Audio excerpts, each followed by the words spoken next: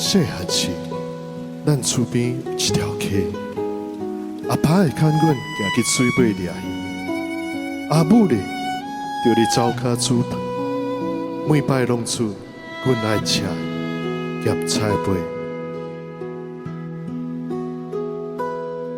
细汉时，咱厝边有一条溪，阿爸牵阮行过水尾，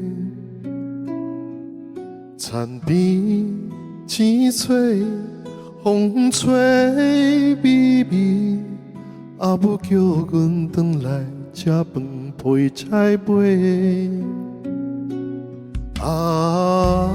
迄个树顶的炊烟，较早就袂再看见，心内有一个所在叫做转去。梦中嘛定定醒去看，迄条田边。迄阵时，阮拢当作日子就是安尼咧过。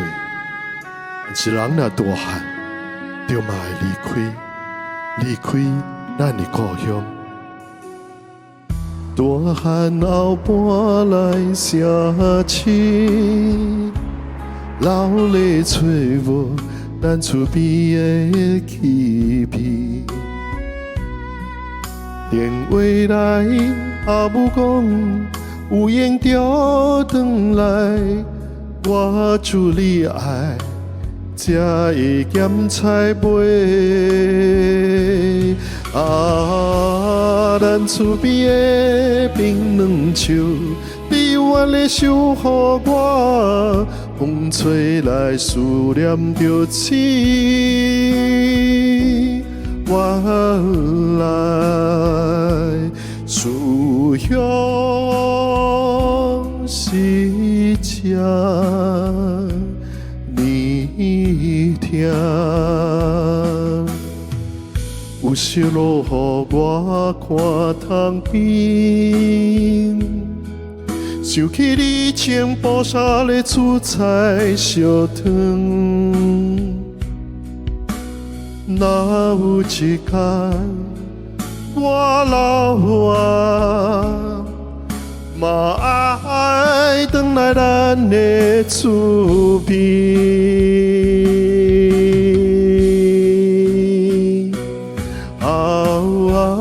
迄个厝顶的炊烟，永远伫阮心内袂散。我会回来你身边，吃你煮的